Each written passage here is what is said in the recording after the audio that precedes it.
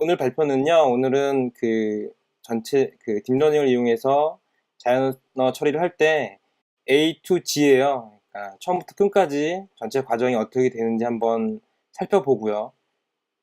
물론 어디까지나 제 나름대로의 생각이지만 살펴보고, 여러분들이 딥러닝을 이용해서 어떤 작업을 하실 때 전체적인 계획을 잡으실 때 참고가 되셨으면 좋겠습니다. 어, 딥러닝, 머신러닝 이런 부분들, 뭐 데이터를 다루는 부분들 관심 있으신 분들이 굉장히 많아요. 요즘엔 또 굉장히 훨씬 많아졌죠, 요즘에. 근데 어, 그 분들한테 가서 물어봐요. 지금 딥러닝 공부하신 다음에 뭘 하시려고 하세요? 그러면 모르겠대요. 그냥 논문만 여러 개 이것저것 다 읽어보고 있대요. 종류별로요.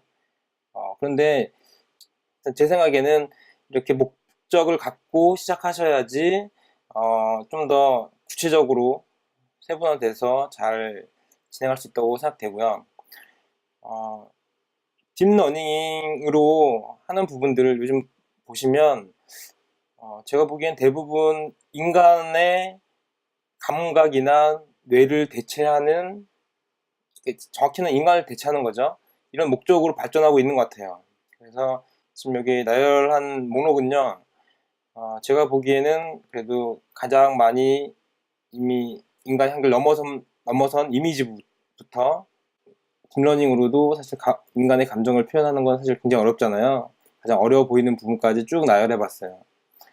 어, 재밌는 거는 여기서 이제 제가 세 번째 스멜이라고 썼는데, 어, 딥러닝 통해서 사실 사람의 그 감각기관 부분들을 하나씩 대체하고 있거든요. 이미지는 눈이 될 거고요. 이제 사운드나 보이스 이쪽은 입과 귀가 되겠죠. 근데 아직 코는 없더라고요. 그래서 제 생각에 어느 정도 먼 미래에는 코 쪽도 대체하지 않을까라는 생각으로 써봤고요.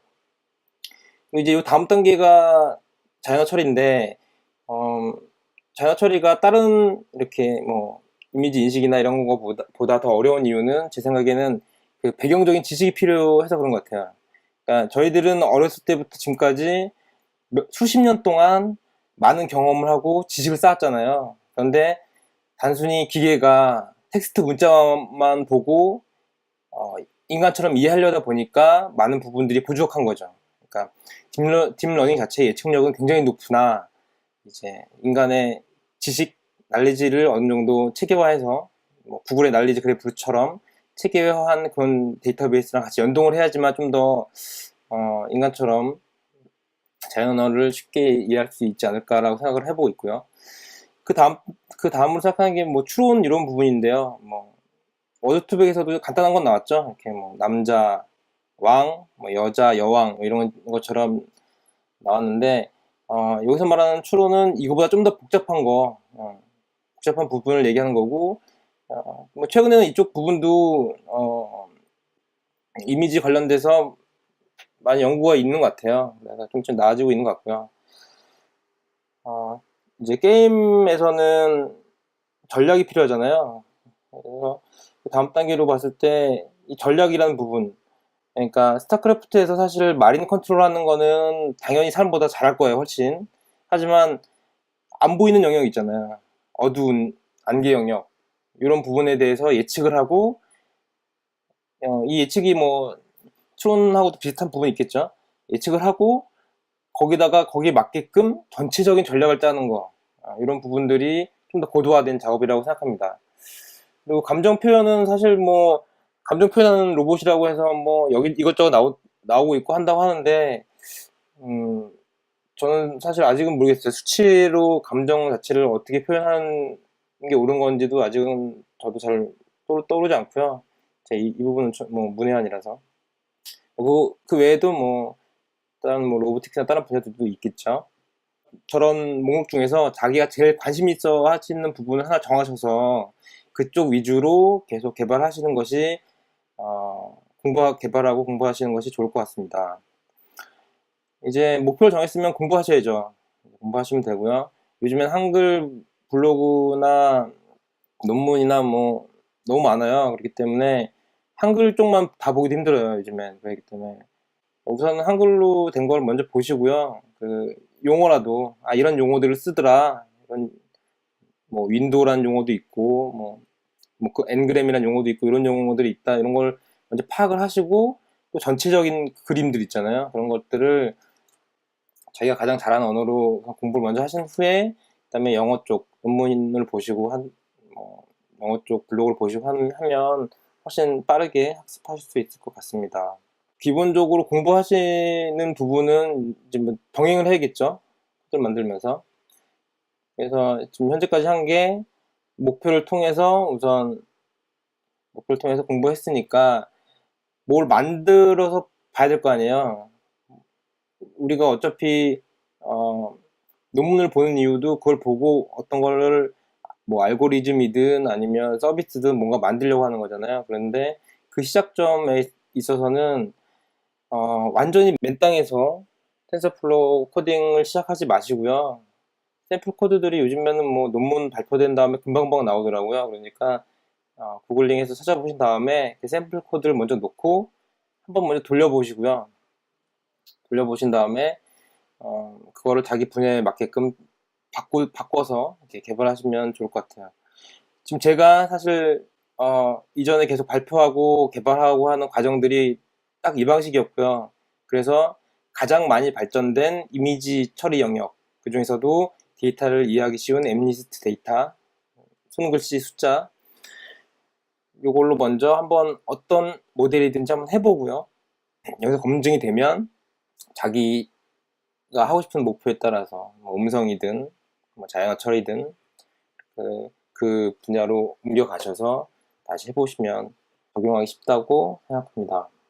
우선 샘플 코드를 돌려보셨으면 이제 나 나름대로 이제 코드를 작성해야 되잖아요. 그런데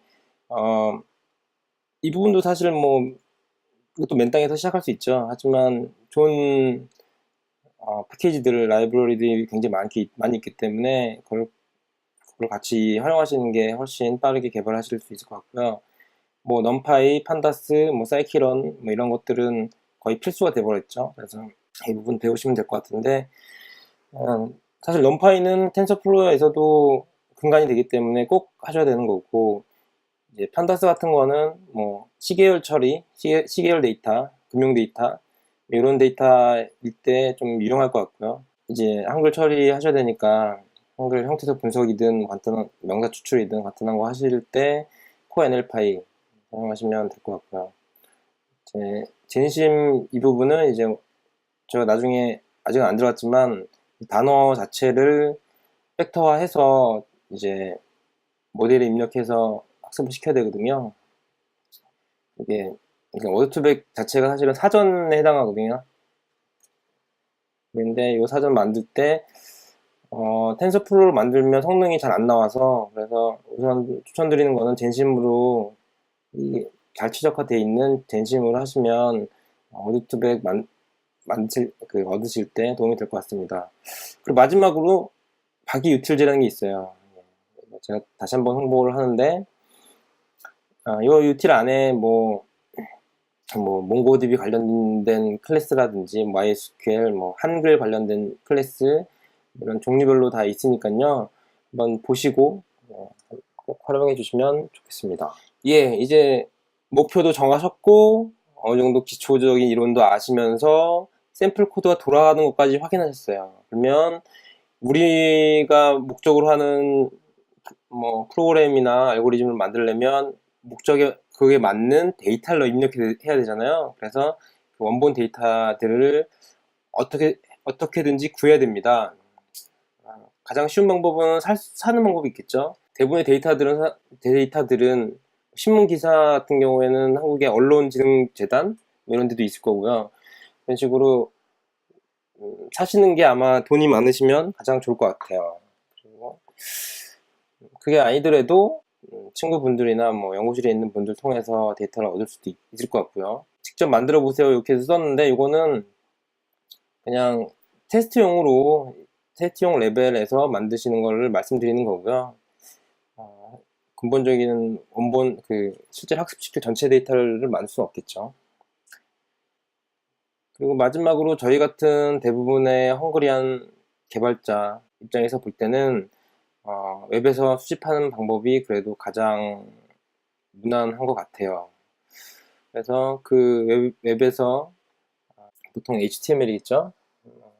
HTML, 뭐 XML 이런 데이터들을 수집할 때 가장 중요하게 생각하는 라이브러리 4개를 적어봤어요. 그래서 첫 번째 리퀘스트는 HTTP 통신을 해야 되거든요. 그러니까 웹 브라우저처럼 데이터를 가져와야 되기 때문에 get이나 post라는 방식으로 가져올 때 필수적인 프로그램이고요. 다른 프로그램들보다 가장 뭐 간단하면서도 기능도 막강하고 버그도 거의 없고 좋은 것 같아요.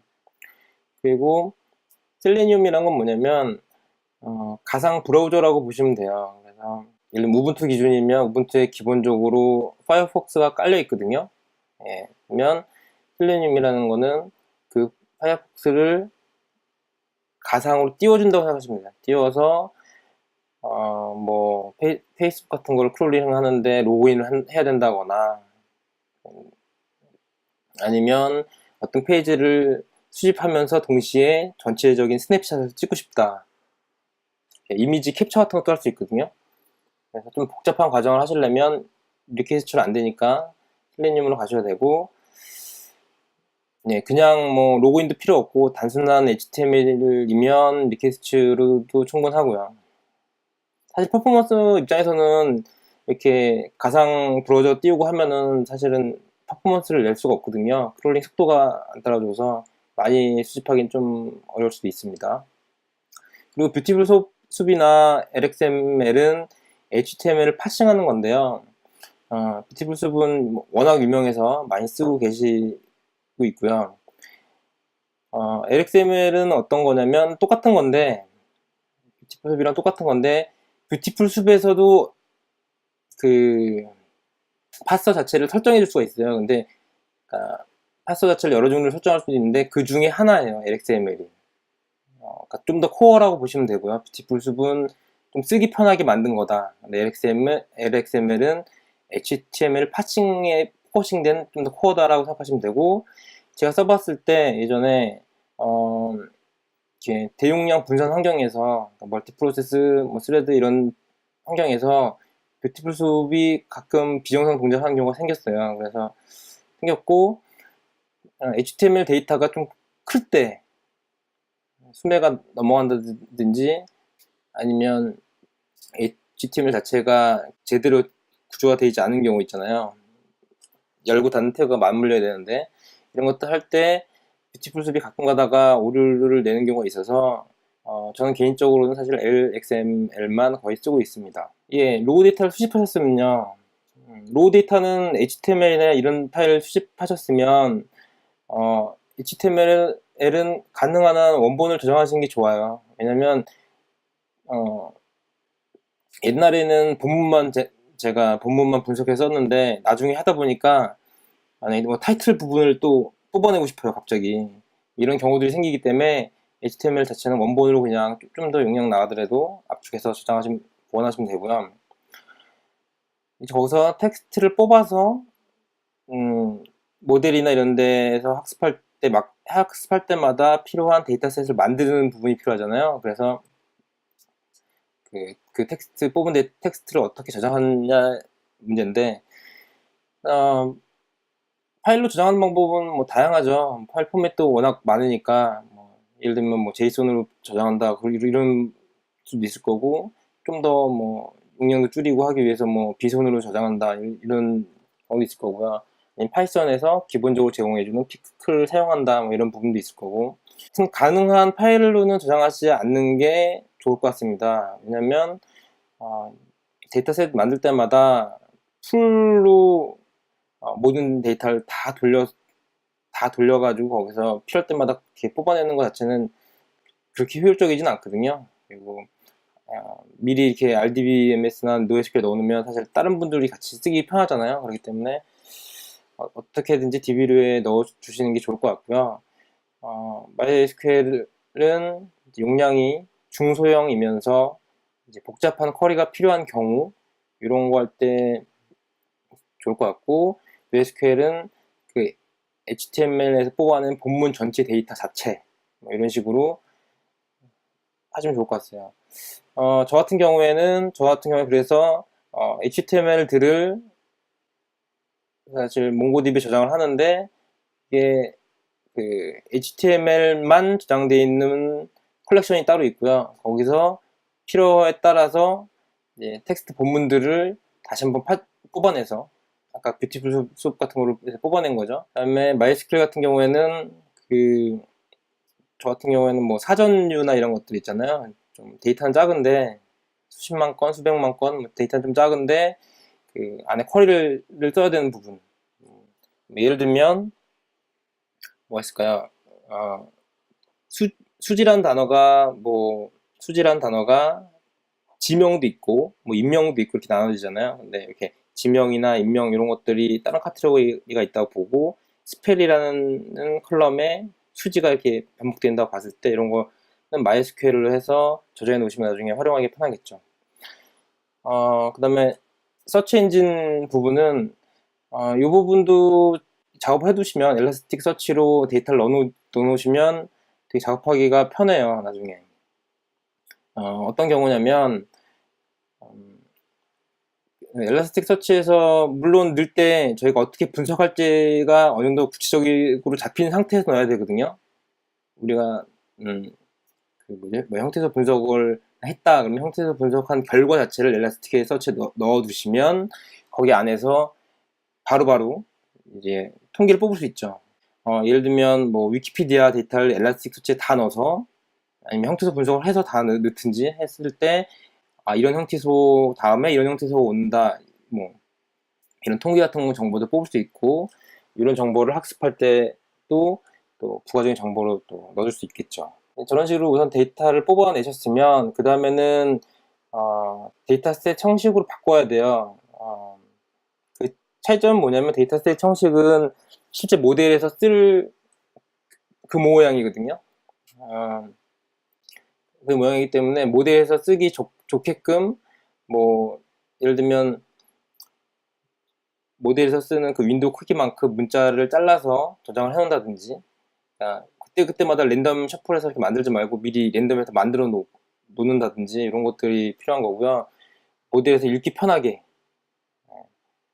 학습할 때 읽기 편하게 만드는 게 제일 중요합니다.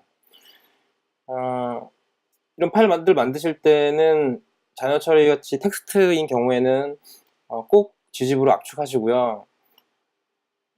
왜냐면 텍스트 같은 경우에 압축률이 거의 10분의 1이거든요. 그러니까 90%가 압축되는 거죠. 때문에 꼭 필요합니다. 이게 나중에 뭐 10메가를 1메가를 줄이는 건 아무것도 아닌데요. 나중에 파일 데이터 자체가 말무치 같은 경우에는 뭐 10기가, 200기가 막 이렇게 나오면 그건 10분의 1로 줄이는 게 굉장히 중요합니다. 예, 그리고 저장하실 때 뭐 텍스트 형식으로 저장하실지, 아니면 원합 벡터로 저장하실지, 아니면 일반적인 벡터로 저장할지, 이런 것들은 그 모델에 맞게끔 결정하시면 될 것 같고요. 뭐 그런 파일 포맷도 너무 다양하기 때문에, 뭐 콤마로 구분된 CSV, 탭으로 구분된 TSV 이렇게 있는데, 차이점은 저희 같은 문자를 다룰 때는 이 콤마가 어떤 의미를 갖고 있잖아요. 그래서 CSV에서는 콤마를 못 쓰기 때문에 콤마보다는 탭으로 구분된 게 좀 더 편할 거고요, 자연 처리 쪽은요. 그 다음에 데이터가 좀 작다면 피클 같은 걸로 저장하셔서 하셔도 될 것 같고, 피클도 이제 객체 자체를 통째로 저장하는 방법이 있고, 어떤 리스트예요. 예를 들면 리스트면 그 각각의 원소들을 따로따로 피클링 하는 방법도 있어요. 그러니까 데이터가 굉장히 많을 경우에는 통째로 다 저장하시려면 나중에 저장할 때, 읽을 때 진행 상태를 알 수도 없고요. 그리고 항상 전체를 다 읽어야 되기 때문에, 나는 조금만 필요할 때는 조금만 읽는 방법을 하기 위해서는 전체 리스트 전체를 하나의 객체로 하는 게, 한 번에 피클로 하는 것보다 각각 원소로 하는 게 좀 더 다양한 선택폭을 가질 수 있을 것 같습니다. MPY는 numPy에 저장하는 포맷이고요. numPy 저장하는 포맷이니까 numPy로 이루어진 부분에서 할 때는 좋을 것 같고요. H5 이거는 대용량 파일일 때 사용하시면 될 것 같아요. 만약에 텍스트 파일 같은 경우 이제 피처 라벨들을 저장하실 때는 보통 라인 바이 라인으로 읽는 것이 가장 일반적이잖아요. 이렇게 피클처럼 바이너리 형식이 아니면. 그래서 한 라인에 입출력이 같이 있는 게 나중에 관리하시기 좀 편할 것 같고요. 이렇게 데이터셋을 만드실 때 일반적으로 트레인, 밸리데이션, 테스트 이렇게 세 개를 만들거든요. 각각 뭐 어떤 용도인지는 뭐 아실 거라 보고요.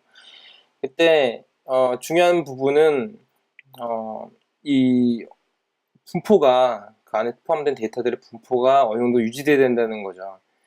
전체 데이터가 뉴스라고 해보면요, 트레인티셋에서 나오는 내용이 뭐 연애에 관련된 뉴스는 10%, 뭐 정치는 뭐 50% 이런 식으로 있다면, 마찬가지로 밸리데이션이나 테스트 쪽도 같은 분포로, 카테고리만 말씀드린 거고요. 같은 분포로 이 안에 있는 단어들의 추정 빈도도 비슷한 분포로 이렇게 뽑는 것이 중요하다고 생각합니다. 그래야지 학습할 때 제대로 테스트 결과를 예측할 수 있는 이런 키포인트가 될 것 같고요. 그래서 저 같은 경우에는 위키피디아 그 데이터셋을 제가 다시 만들었어요. 다시 만들어서 이렇게 저 세 개로 분리해서 아예 저장해 놓은 게 있는데, 그 리파지토리 가서 깃허브 가서 깃랩이죠. 가서 보시면 제가 어떻게 했냐면 위키피디아에서 문서 단위로 끊어서 한 문서를 기준으로 해서 그 트레인 밸리데이션 테스트를 나눴어요. 그래야지 그나마 비슷한 단어들이 저 세 개의 데이터셋에 고르게 나눠질 수 있다고 생각을 해서 그렇게 나왔으니까요. 자이너 처리 같은 경우에는 데이터를 많이 넣어야 되거든요. 뭐 1000건만 100건 1000문서 100문서 뭐 이런 걸로 해서 사실 좋은 결과 나오기 힘들거든요. 그래서 뭐 수백만 문서, 수십만 문서 이상은 넘어가야지 뭐가 나오기 때문에, 그런다고 봤을 때는 사실 밸리데이션의 테스트 쪽은 개수가 적어도 는 상관없을 것 같습니다. 이제 코딩 환경에 대해서 한번 얘기해 볼 텐데요. 대부분의 파이썬 패키지들이 다 3로 포팅된 게 대부분이거든요. 중요한 것들은 다 포팅돼 있기 때문에 이제는 뭐 내가 쓰고 싶은 패키지가 파이썬 3 없어서 3를 못 쓴다 이런 시대는 끝난 것 같고요. 그렇기 때문에 무조건 문자열 처리가 편한 파이썬 3로 가시는 거를 무조건 강추해 드립니다. 아나콘다도 있고 뭐 미니콘다도 있고 뭐 이렇게 있어요. 그 파이썬 여러 가지 패키지들을 묶어 놓은 거죠. PIP로 각각 개별 패키지를 뭐 설치해서 쓰겠다 라고 하시는 분들도 간혹 계신데, 그게 패키지들이 의존성이 좀 복잡하거든요. 그래서 아나콘다 같은 경우에 보면은 콘다 인스톨이라고 있어요. 그래서 저 같은 경우에 콘다 인스톨로 먼저 쳐봐요.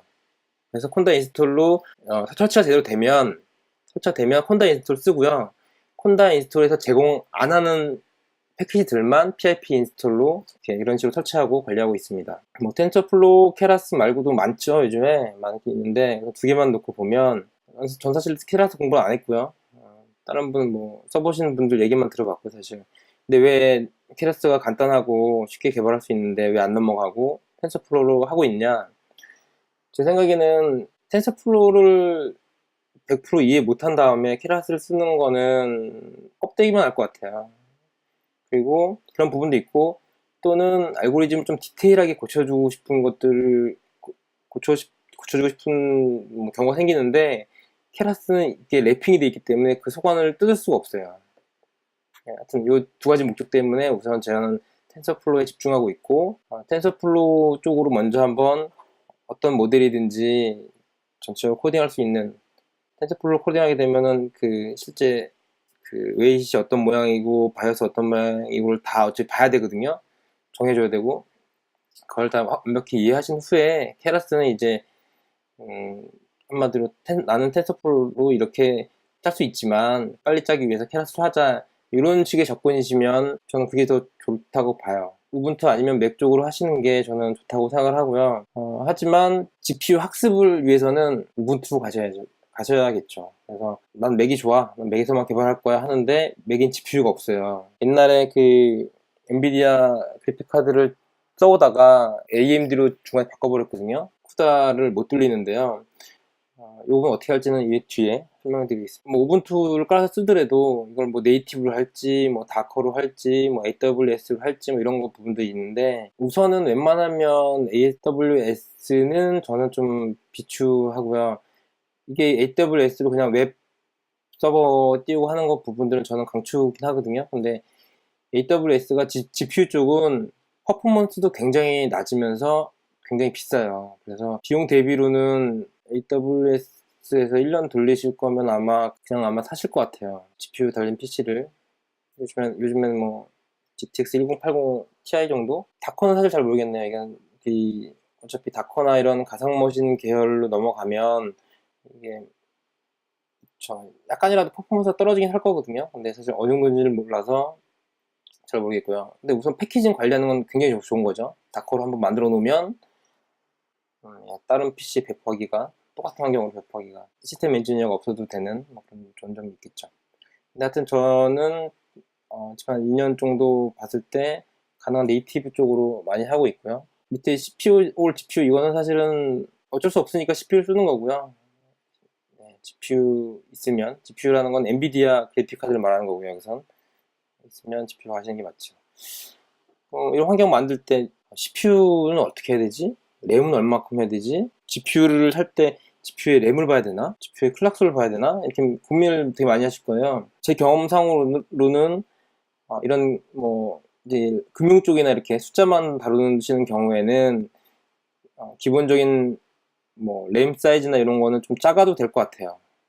CPU 자체의 속도도 좀 낮아도 될 것 같아요. 근데 이 자녀 처리 이쪽 부분은, 그러니까 전처리나 이런 다른 과정들이 필요한데, 이런 부분에 있어서 GPU가 아닌 CPU를 쓰는 경우가 많이 생기거든요. 그리고 데이터 양 자체가 좀 커요. 텍스트 데이터 자체가. 그래서 CPU하고 램 자체도 좋아야 되고요. 저 같은 경우에는 64기가 램짜리 하나 있고, 뭐 128기가짜리도 있고, CPU도 사실 i7인가요? 적당히 좋은 괜찮은 거 쓰고 있고, 보드도 데스크탑 서버라고 하나요? 하이퍼 스레딩 포함해서 12개인가 나오더라고요. 스레딩이. 그런 거 쓰고 있고요. GPU 램 자체도 사실 무조건 크면 클수록 좋은 것 같고요. 우선 GPU의 클락과 GPU의 메모리 중에 뭐가 중요한가요? 라고 했을 때, 우선은 GPU의 클락 쪽은 연산이잖아요. 수치 데이터 위주, 숫자만 되는 데이터 사이즈는 작으면서 할 때는 이쪽이 더 중요할 것 같고, 하지만 텍스트 데이터 이런 경우에는 GPU 램이 더 중요하지 않을까라고 저는 이렇게 좀 차이를 둬서 생각하고 있습니다. 소스 부분도 있고 데이터 부분도 있고, 이거 저장해야 되잖아요. 그리고 뭐 회사 팀원들하고 공유도 해야 되니까 이런 것들을 어떻게 할 것인가인데, 뭐 설마 코드를 맨날 뭐 압축해서 이메일을 전달하고 이런 거는 안 되죠. 그래서 용량 문제 때문에 리파지토리에서는 데이터 자체를 관리하기 좀 애매하거든요. 저는 이제 빗버킷에서 길랩 쪽으로 좀 요즘엔 넘어왔어요. 그래서 빗버킷 둘 중에 뭐가 좋은지 저도 좀 완벽히는 모르겠고요. 빗버킷이랑 길랩이랑 비슷한 것 같은데 길랩이 좀 더 평가가 더 좋은 것 같아요. 참고하시면 되고요. 개인 리파지토리 필요할 때는 이 두 개 중에 하나 골라서 쓰시면 좋을 것 같은데, 길랩을 더 추천한다 이거고, 퍼블릭이다 하면 그냥 무조건 기섭으로 가세요. 기섭이 훨씬 안정적인 것 같고요. 빗버킷 같은 경우에는 좀 불안정한 게 가끔 보였거든요. 그 다음에 이제 아이디 쪽을 보면, 아이디 쪽에서 뭐 VI에서 창 분할해서 코딩 하시는 분들도 봤고요. 그 전에 주 언어가 또 자바였거든요. 그래서 이클립스를 써보다가 파이참으로 넘어왔는데, 정말 좋습니다. 파이참 넘어가면 새로운 세상이 열리는 거고요. 그래서 제가 추천해드리고 싶은 거는, 익숙한 IDE가 개발 프로그램이 없다고 하시면 저는 주피터와 파이참을 추천해드리고요. 각각 설명해드릴게요. 용도를 설명해드릴게요. 왜 두 개를 따로 써야 되는지.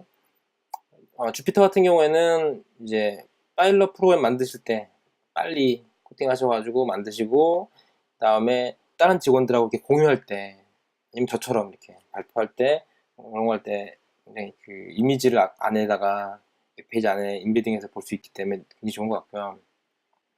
뭐 데이터 프레임 이런 것들도 예쁘게 나오죠. 그리고 또 하나 장점이 또 하나 있는 거는 어차피 주피터 자체가 웹서버잖아요. 그렇기 때문에 주피터를 하나 띄워놓으면 다른 분들이 어디서나 붙어서 돌리칠 수 있어요. 그다음에 이거 자체가 원격이 되는 거죠. 그러니까 뭐 만약에 파이참을 그 각각 개인 PC에 안 깔아놓고도 사실은 주피터로 웹서버만 여러 개 띄워가지고 개발 환경을 구성할 수도 있을 것 같아요. 그래서 저 같은 경우에는 어떻게 코딩을 하냐면, 예, 주피터 노트북을 그 회사 서버 같은 데 이렇게 띄워놓고요. 놓고 그 주피터 노트북 그 파일 있는 폴더를 드랍박스로 공유를 해버렸어요. 그래서 제가 집에서 그냥 제 맥에 있는 거에서 코딩을 하든 아니면 원격 서버에 있는 데서 코딩을 하든 주피터로 아이파이썬 노트북 만들면 계속 동기화되기 때문에 어디서 작업해도 똑같아요. 이렇게 드롭박스가 구글 드라이브보다는 이렇게 동기화 부분은 안정적이거든요. 파이참에서는 사실은 그 웹페이지를 보는 게 아니잖아요. 그래서 이미지를 띄우실 때 플롯 그리실 때 그거 확인하실 때는 불편해요. 그런 부분들은 주피터에서 먼저 하시면 될 것 같은데, 사실 주피터보다 훨씬 막강한 부분이 파이참이 있어서 그렇고요. 파이참에서는 소스 내비게이팅이 가능해요. 그래서 텐서플로우 패키지가 될 수도 있고요. 넘파이가 될 수도 있고, 내부 코드는 지금 어떻게 돌고 있지? 물론 코드 뭐 어시스트 이런 기능도 굉장히 좋고요. 파이참에서는 뭐 git 연동이라든지 이런 여러 가지 많은 기능들이 있잖아요. 그래서 리모트 인터프리터 이 부분은 제가 저번에 설명드렸었는데, 파이참을 제 맥에 깔아놓고 우분투에도 파이썬을 깔아놓은 거죠. 그러면 제 파이참에서 우분투 서버에 그 SSH로 접속을 하고 내가 코딩하다가 어떤 내용이 바뀌어서 저장을 누르면 자동적으로 그 서버에도 업로드를 해주고, 그 다음에 실행할 때 내 맥이 아니라 원격에 있는 우분투 서버에서 실제로 돌려주고, 아시다시피 CPU로 돌리면 GPU로 돌릴 때보다 보통 10배 이상 느리거든요. 그렇기 때문에 저는 사실 맥에서 코딩을 하고 있지만 이게 돌아오고 이런 것들은 다 우분투에서 돌아오고 있는 이런 식으로 사용하고 있습니다. 파이참 대비로 해서 주피터의 장점이 사실 하나 더 있는데, 어떤 부분이 있냐면 파이참을 실행할 때마다 전체 소스를 프로그램 자체가 초기화되면서 계속 돌잖아요. 초기화되고 런하고 초기화되고 런하는데, 주피터만의 장점은 뭐냐면 주피터에서는 한 셀이라고 하죠. 이렇게 코드 한 셀 부분을 실행해 놓으면 그 자체가 메모리에 올라가 있어요. 그래서 계속 반복 실행을 안 해도 돼요. 예를 들면 뭐 어드투백이다 뭐 이런 것들, 어드투백 같은 데이터를 미리 로딩해 놓고 그 이후에 뭔가 작업을 해야 되는데, 파이참에서 할 때는 계속 로딩해야 돼요. 대량의 데이터를 계속 코딩 한 줄 고칠 때마다 계속 로딩하면서 테스트를 해야 되거든요. 근데 주피터는 한번 로딩 해놓고 그 뒤에 제가 다른 셀을 코딩해서 실행할 때는 그 데이터 자체를 계속 로딩할 필요가 없어요. 그래서 굉장히 빠르게 개발하실 수 있다는 장점이 있습니다. 최신 버전 그냥 까시면 중간에 뭐 yes, no 하면서 진행하는 게 있거든요. 간단하게, 예, 이렇게 진행 상태도 게시로 보여주고 뭐 그런 식으로 해서 대부분 편하게 될 것 같고요. 특히 최신 나온 그래픽카드 같은 경우에 그 그래픽카드 드라이버의 특정 버전은 안 되는 경우가 있어요. 그러니까 뭐 그래픽카드 드라이버 버전이 뭐 4.0, 5.0, 6.0이면 4.0하고 6.0은 도는데 5.0에서는 안 도는 경우가 생겨요. 이런 경우일 때만 사실은 엔비디아 홈페이지에서 그래픽카드를 지원하는 드라이버 버전을 정확히 다시 찾아서 이렇게 하시면 될 것 같아요. 예, 주피터가 웹서버잖아요. 웹이잖아요. 여러 명이 볼 수는 있고요. 근데 동시에 두 분이서 같이 셀을 실행하시면 GPU 메모리 할당이 안 돼서 둘 중에 하나는 오류가 생겨요. 만약에 그거를 이런 식으로 뭐 개발 환경을 구축하시려고 한다고 하면 각 개인마다 하나씩의 GPU를 할당해서 웹서버를 별도로 따로따로 띄워주시는 방법으로 하는 게 가장 안정되겠죠. 이제 지금까지 뭐 코딩 준비까지 다 됐으면요. 그 다음에 는 이제 우리가 실제로 모델링을 해야겠죠. 해야 될 때 고려할 사항들이 있는데, 우선은 입력 데이터를 어떤 식으로 할지를 결정하셔야 돼요. 그게 크게 스파스 벡터나 댄스 벡터 두 개 정도로 나눠질 수 있을 것 같고요. 보통 레이블, 클래시피케이션 할 때 레이블 쪽으로 할 때 보통 원합 벡터로 많이 표시를 하죠. 효율적으로 사용하시려면 사실은 댄스 벡터 쪽으로 가셔서 얼트백이나 그런 유료 사용하시는 게 좋을 것 같습니다. 둘 다 각각 장단점이 있고요. 제가 초보지만 말씀드리고 싶은 거는 아마도 원합 벡터 쪽이 학습하는데 좀 더 유리할 거라고 생각합니다. 데이터 양은 크죠.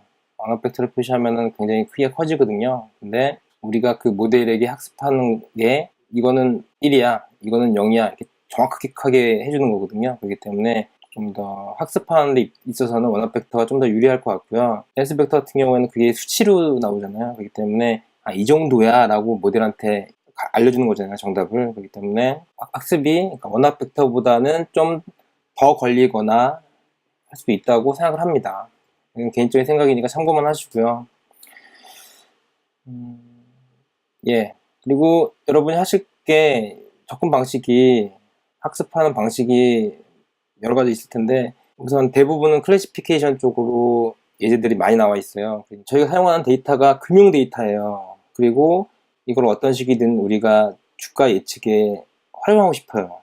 그랬을 때 첫 번째 리그레션 같은 경우는 뭐냐면, 오늘 주가가 10이었어. 그러면 내일은 얼마일까? 10일일까?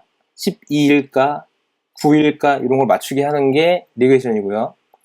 클래시피케이션 같은 경우에는 오늘 주가가 10이었어. 아니면 오늘 주가가 뭐 어제보다 좋았어. 이런 것들을 알려주면 정답으로 내일 주가는요, 오늘이랑 비슷해요. 보합이에요. 아니면 내일 주가는요, 좋아질 거예요. 상승할 거예요. 아니면 하락할 거예요. 이런 식으로 분류를 해서 2개 또는 3개 정도 되겠죠. 이런 식으로 분류를 해서 알려주는 게 클래시피케이션이라고 보시면 되고요. 그 다음에 클러스터링이라는 건 뭐냐면 오늘 주가가 이랬고 오늘 거래량이 이렇고 이런 정보들을 알려주면 그런 정보들 여러 개 있는 거 가지고 이런 정보들은요 다음날 상승할 때 나타냈던 패턴들이에요 라고 뭉태기를 알려주는 거죠. 그래서 상승했을 때 나타났던 그런 패턴들 모음, 하락할 때 나타났던 패턴들 모음을 따로따로 묶어주는, 이런 거 할 때 클러스터링이라고 보시면 될 것 같아요. 이렇게 3가지 방법으로 사실 대부분 다 접근을 할 수 있거든요. 방법 바꿔서. 그렇기 때문에 어떤 방식으로 접근하는 것이 좀 더 명확하고 나중에 사용할 때 좀 편한지 이런 거 고려하셔서 결정하시는 게 좋을 것 같습니다. 딥러닝 모델이 되게 여러 개 있어요. 그런데 접근하실 때 제 생각에는 쉬운 거부터 어려운 걸로 가시는 걸 추천을 드리고요. 쉽다는 거는 이론 자체가 쉽고 그다음에 레이어도 작고 이런 방식인데, 보시면 피드포워드 뉴럴넷으로 먼저 예를 들면 엠니스 데이터 분류하는 것도 접근할 수 있거든요. 이런 걸로 먼저 해보시고 컨볼루션 들어간 건 좀 더 복잡해요. 그래서 CNN은 그 다음, 이런 식으로 다 사용할 수 있으니까 더 쉬운 것부터 한번 사용해 보시는 걸 추천해 드립니다. 개인적으로 생각하고 있는 커리큘럼은 지금 보여드린 것처럼 저희가 지금 피드포드 뉴럴넷하고 CNN 정도까지 왔죠. 그래서 다음번에는 한 달이나 2달 후쯤에는 이제 RNN으로 넘어가고, 그 다음에는 강화학습, 그 다음에 겐 이런 식으로 넘어갈 생각으로 있습니다. 예, 모델을 선택하셨으면 그 다음에는 이제 파라미터들을 설정해 주셔야 되죠. 사실 옵티마이저를 선택하는 것 자체도 하이퍼 파라미터 선택한다고 볼 수 있거든요. 그렇기 때문에 위가 좀 더 선택하기 쉬운 거고요, 아래에 있는 건 좀 더 어려운 거, 이런 식으로 한번 나열해 봤어요. 그래서 옵티마이저는 그래도 어느 정도 답이 나와 있으니까 이런 것들은, 저 같은 경우는 지금 뭐 아담만 쓰고 있는데 나중에 뭐 기회가 되면 CNN에는 아담이 좋고 RNN에는 뭐가 좋고 이렇게 달라질 수는 있겠죠. 그래서 오토마이저는 좀 빨리 선택할 수도 있고, 이니셜라이저 부분도 사실은 제 느낌상으로는 뭐 랜덤 노멀이나 트렁케이티드 노멀이나 이렇게 큰 차이는 없었던 것 같아요. 학습이 안 되거나 어떤 게 그건 별로 없었던 것 같고, 제가 알고 있기로는 이 3개 중에서 사비 쪽이 가장 학습이 잘 되는 초기화 방법으로 알고 있습니다. 액티베이션 펑션 이 부분들은 각각 특성이 있죠. 하이퍼 탄젠트 같은 경우에는 뭐 1, 마이너스 1 이렇게 범위가 있고, 시그모이드는 0, 1 이런 범위가 있고요. 알리엘류 같은 경우에는 0일이긴 한데 레이어가 많을 경우에 RNN 계열에 아니면 RNN이 아니더라도 레이어 개수가 많은 경우에는 RLU 쪽으로 해보시는 게 좋은 것 같고요. 그러니까 이거죠. 시그모이드로 이렇게 돌려보다가 학습이 도저히 안 돼요. 레이어를 좀 많이 넣었더니 도저히 안 돼. 그러면 RLU를 바꿔서 하시는 게 좋을 것 같아요. 그 다음에 요즘 나온 것 중에서 셀루라는 게 있거든요. 이게 RLU를 능가하는 그런 액티베이션 펑션이라고 알려져 있고요. 이거는 나중에 한번 기회 되면 한번 또 레이어가 많을 때 한번 써봐야 될 것 같아요. 그 결과값에 대해서는 소프트맥스를 하고 그리고 실제 레이블하고 두 개를 크로스 엔트로피로 이제 유사도를 비교한다고 보시면 되죠. 그래서 가장 유사도 높은 한 클래스 선택하는 이런 식이 있으니까 이것도 저번 발표 때 잠깐 설명드렸지만 배치 사이즈는 우선은 1 정도로 해서 가장 적게 해서 한번 해보시고요. 그리고 토탈 에포크는 당연히 많으면 많을수록 좋겠죠. 많을수록 나중에 이게 코스트가 그 로스 펑션에서 나오는 코스트 부분 자체가 다시 올라가는 이렇게 오버피팅만 아니라면 에포크는 많으면 좋겠죠. 그리고 러닝 레이트 이런 부분도 처음에 테스트 하실 때는 러닝 레이트를 높게 하시는 게 좋아요. 그래야지 이게 코스트 줄는 건 확인할 수 있거든요. 우선 러닝 레이트가 높은데 코스트가 안 줄어요. 그러면 뭐가 문제가 이미 있는 거죠. 전혀 가망이 안 보이는 거죠. 그러니까 러닝 레이트는 약간 크게 했다가 나더 넘버 이렇게 안 나올 레벨로 크게 하셨다가 점차 줄여가지고 좀 더 잘 맞추시는 게 좋을 것 같고 저번에 말씀드렸다시피 러닝 레이트도 옵티마이즈에 따라서 그 값들이 좀 바뀌어야 된다는 것도 그리고 드롭아웃 부분도 이제 맨 처음 테스트 하실 때는 드롭아웃 킵이죠. 사실 유지하는 비율을 정하잖아요. 그걸 1.0 100% 전체 다 해서 테스트 하시다가 확실히 모델이 검증되면 그 다음에 드롭아웃을 수정하셔서 드롭아웃 킵 레이트를 수정하시는 게 좋을 것 같습니다. 아마 맨 밑에 있는 인풋 윈도우나 히든 사이즈 레이어 이런 것들은 아마 풀기 힘든 문제일 것 같아요. 이것들은 사실 정답이 없거든요. 이거는 아마 그 목적에 따라서 천차만별인 것들이라 이런 부분들은 저라면 다양한 종류 나눠서 돌려볼 것 같아요. 그래서 최적 값을 그 다음 찾는 게 오히려 머리가 덜 아프지 않을까 이렇게 생각하고 있습니다. 위드 트레인 셋이잖아요. 테스트가 아니라 무슨 말이냐면 테스트를 하는데 트레인 셋으로 테스트를 해요. 이건 말이 안 되거든요. 사실은 원래는요. 근데 제가 왜 이걸 이렇게 해야 된다고 생각하냐면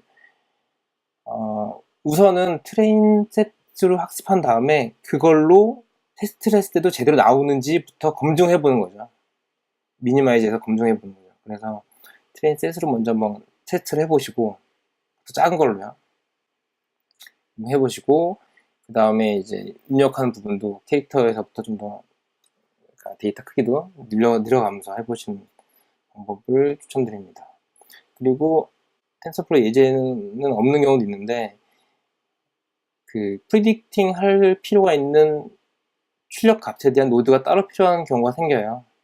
그러니까 어떤 주로 뭐 뒤에 출력 근처에 있겠죠.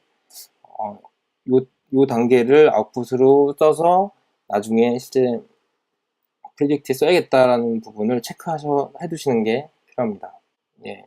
그리고 오버피팅 부분을 텐서 보드나 아니면 실제 뭐 로그나 감지하셔가지고 쭉 관찰하셔야 되고요. 아마 이 관찰하기 되게 어려울 거예요. 왜냐면 학습하면서 계속 이렇게 진동을 하거든요. 코스트가. 요에 따라서 전체 그 에포크나 러닝 레이트 이런 것들을 조정하셔야 된다는 거. 좀 전까지가 이제 간단하게 우선 모델이 잘 동작하는지 우선 동작할 수 있는지만 확인한 거면 이제는 이제 데이터를 많이 넣어서 실제 돌려봐야겠죠. 저 같은 경우에는 이제 배치 스크립트를 만들어서 리눅스에서 백그라운드로 돌게 해요. 이렇게 해놓고 이게 뭐 거기에서 로그도 확인하고 그리고 있고요. 저희가 아직은 안 썼죠. 저희가 지금까지는 플레이스 홀더만 썼잖아요. 근데 다음 발표 때 Q 부분도 아마 설명을 드릴 것 같은데 기타 많을 때는 플레이스 홀더로는 처리하기가 어렵기 때문에 다른 방법을 쓰시는 게 좋고요. 파일 로깅도 필요할 것 같고 그래프로 텐서보드에서 코스트 보는 건 좋겠죠. 오버피팅 볼 때. 다음에 리소스 모니터링 이 부분도 필요해요. 학습하다가 중간에 아웃 오브 메모리 나오는 경우도 있어요. 이런 부분들을 저 같은 경우에는 스크립트 하나 짜놔가지고요. 지금 현재 CPU 사용량, 뭐 램 사용량, GPU 사용량 이런 것들을 모니터링하는 거 하나 만들어 두시면 좋습니다. 그리고 푸시는 뭐냐면 저 같은 경우에 슬랙 푸시를 해놨어요. 그래서 제가 개인적으로 쓰는 슬랙 어떤 채널에 학습이 다 완료되면 그쪽으로 푸시가 날라와요. 제가 그걸 보고 이제 다 끝났구나 이렇게 확인하고 있습니다. 대용량 데이터를 써서 학습을 하면 그 다음에는 제대로 이제 한 번도 학습하지 않았던 테스트 셋으로 이제 검증을 해봐야겠죠. 테스트를 해봐야겠죠. 트레인 셋이 어느 정도 충분할 때 이렇게 트레인하고 밸리드하고 테스트를 나눠서 쓰시면 될 것 같고요. 서비스로 적용하려면 뭐가 필요할까요? 저는 성능이 좋아야겠죠. 뭐 갤럭시나 프리시즌이나 이렇게 성능이 우선 당연히 좋아야 될 것 같고 기본적인 성능 나와야죠. 그리고 실제 서비스 쓰려면 속도도 좋아야 돼요. 일반적으로 0. 몇 초? 뭐 이 정도까지는 나와줘야 된다고 생각하고요, 보통. GPU 메모리 사용량, 이런 부분들도 적으면 적을수록 좋겠죠. 그 다음에 재사용할 수 있는지, 대명님이 잘 아시는 그 레디스라는 것도 데이터 캐시잖아요. 이렇게 데이터 캐시에 뭔가 저장을 해서 계속 사용할 수 있는지도 검토를 해봐야겠죠. 그래야지 서비스에 들어갔을 때 매번 GPU 돌려서 하는 게 아니라 이미 돌린 거 결과된 캐시 갖고 바로 쓸 수 있는지, 테스트한 결과를 미리 다 만들어 놓을 수 있는지, 아니면 만들어 놓은 걸 조합할 수 있는지 이런 것도 미리 생각해 두셔야지 복회 같은 걸로 해서 우선 데모 페이지 이 정도는 있어야 될 것 같아요. 여기 있으면 요거 좋은 점은 뭐 내부 팀원들끼리 얘기할 때도 좋을 거고요. 그 다음에 외부에 간단하게 시연할 때 이건 데모 얘기고 실제로 서비스를 할 때는 이제 뭐 레스트풀이나 RPC로 동작할 수 있도록 만들어놔야겠죠. 어떤 프로그램 자체가 계속 텐서플로우 학습된 모델을 계속 메모리 갖고 있는 거죠. 갖고 있고 거기서 뭐 REST풀이나 RPC 콜을 받아서 거기서 리턴으로 뭐 JSON이나 순수한 테스트나 리턴해 주면 그런 걸로 이제 서비스 연동할 수 있겠죠. 이건 백엔드 단위니까요. 모르겠어요. 제가 지금 이거를 순서를 제대로 했는지 아니면 빠뜨린 게 있는지 잘못 설명한 게 있는지는 잘 모르겠습니다. 근데 제가 생각했을 때는 지금 말씀드린 이런 내용들, 이런 전체 플로우가 있다는 부분을 미리 생각하고 하시는 거랑 그냥 무작정 하시는 거랑은 다를 것 같아요. 그래서 뭐 대부분 회사에서 일한다는 건 서비스로 뭐 나와야 되는 거잖아요. 대부분은. 그렇기 때문에 전체 다 보신 다음에 시험 배분도 필요할 거고요. 뭐 역할 배분도 필요할 거고 뭐 이런 것을 하실 때 참고가 되셨으면 좋겠습니다. 예, 감사합니다.